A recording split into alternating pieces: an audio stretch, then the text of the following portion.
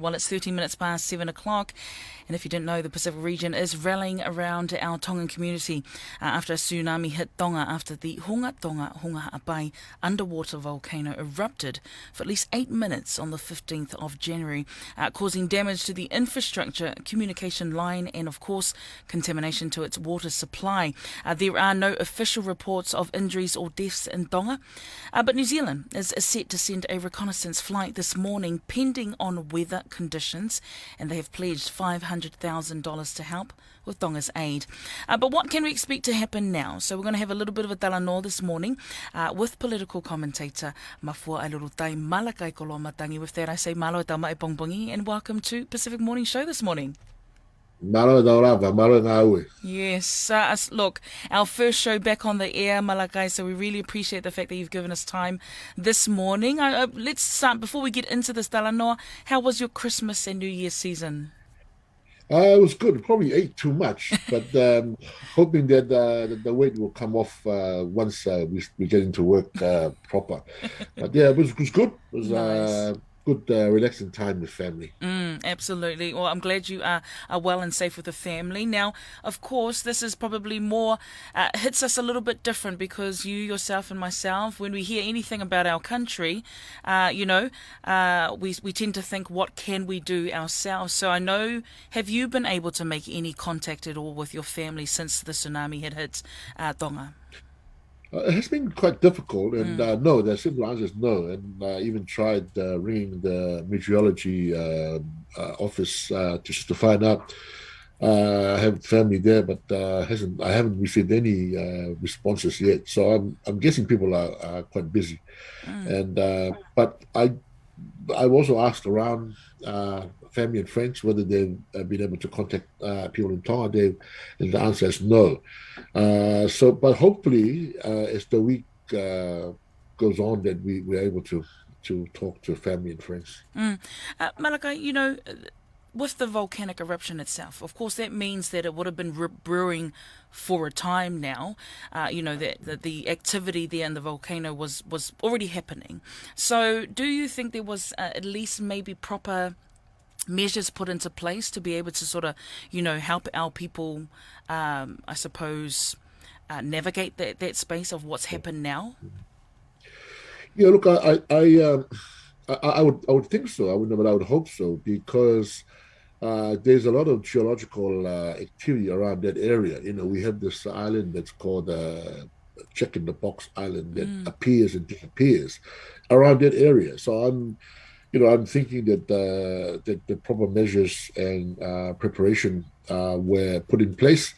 And this wasn't, although this was a surprise, I suppose. The volcano has been active mm, for a while, and even people from that part of the country, from the Hawaii Islands, talk about the activity there that they often encounter. yeah. I'm talking about fishermen and so forth who Mm, visited the island before, obviously before the explosions. So I'm thinking that that the government had these things in place. The yeah. civil defense office would have been prepared for any Mm, mm. eventuality. Yeah. And right now, of course, um, with what has happened, now it's great to see that, even New Zealand and even Australia have offered their help. What do you think about that? What's your thoughts on actually them saying they're going to already put in at least 500,000 in aid? But is there any, do you know, specific help that Dong would probably need right now?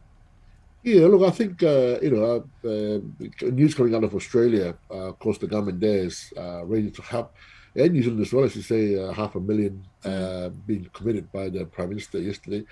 I think this is exactly the kind of situation when it's in Australia. yeah. I expected to help.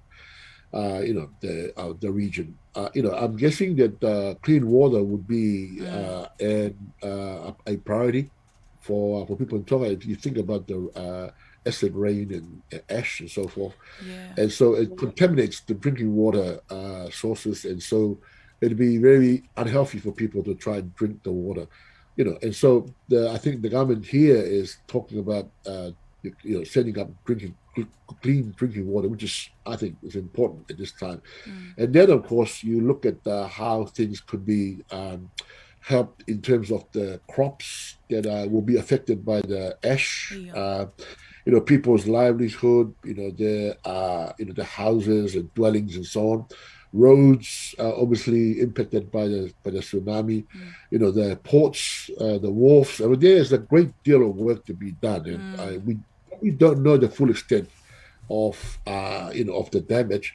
But the New Zealand government, like Australia, are waiting to hear from the Tongan government as to what they would need or what their request would be from them before they start mobilizing. And I know for most of us, our families who are overseas here in New Zealand, there tends to be a bit of panic, right? Because we haven't had any communication, so we don't really know what is actually happening back in Tonga. Can you maybe give sort of any tips or advice for our families to not maybe operate in such a panic mode, but how can we as a community activate and be a bit more productive towards what is actually happening in Tonga? Yeah, look, we can't do anything from here. I mean, we can't, obviously that's the first thing to remember. We cannot practically or physically do anything from here until we hear from our loved ones in Tonga. And I'm told that the underwater cable that connects us was impacted by the tsunami. So, I think it'll take some time for them to repair that if that is the case. But there's a lot of church services yesterday here. And I'm guessing in Tonga as well, that people are praying and they got their faith in God, so that's a comfort.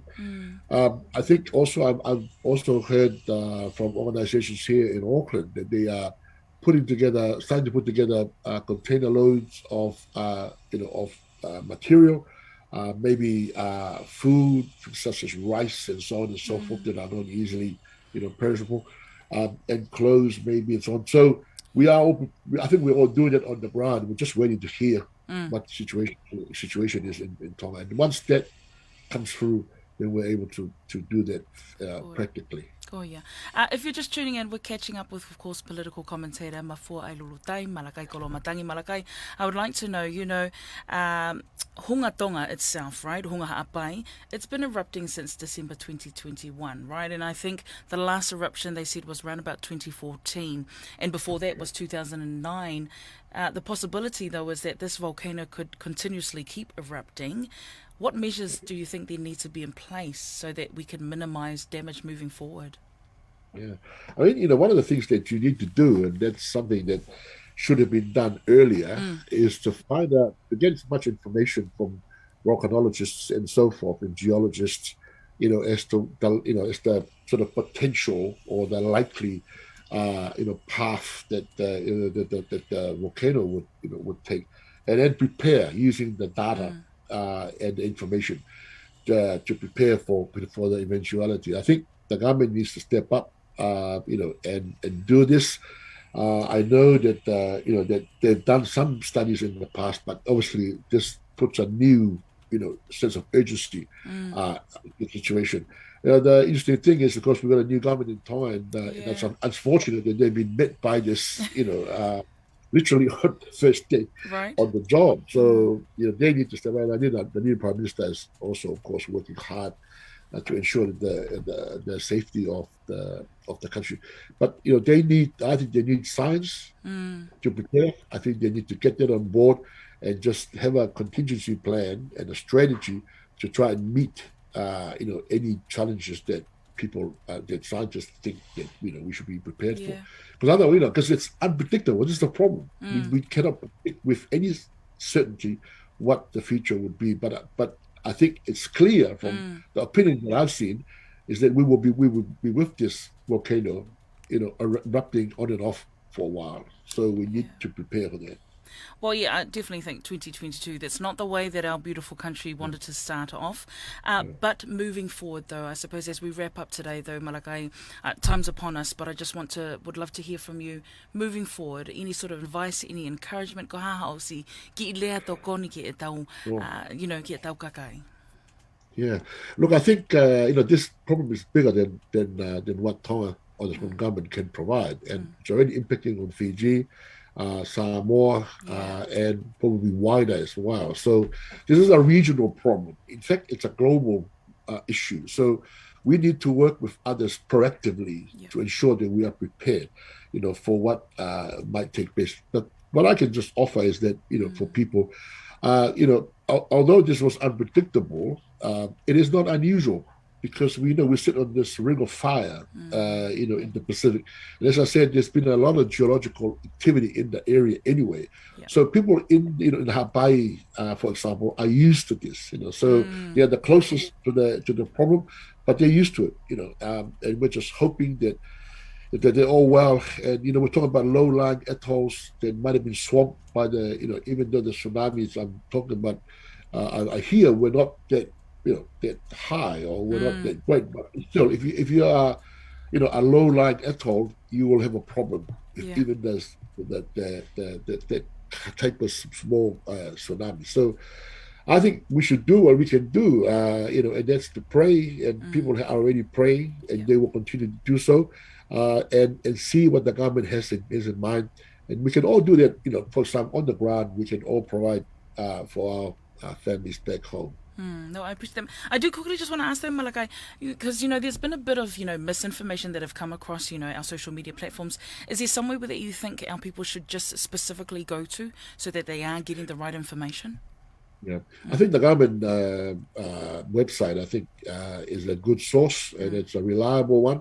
The meteorological office also has a portal, so we should do that. We should not rely on social media, particularly at this time, because we don't know. And there might be false or misinformation out there that we cannot, rely on. So I would just stick to the formal, sources of information. I think the Matangi Tonga website is good, and also the Kaniva Tonga is also good. So we should rely on it rather than the social media platforms. Nice. Malakai, look, we just thank you and just appreciate your time this morning again. Thank you, and hopefully we can keep in touch and that our families are doing well back in Tonga. Again, malo apito. Malo. Thank you.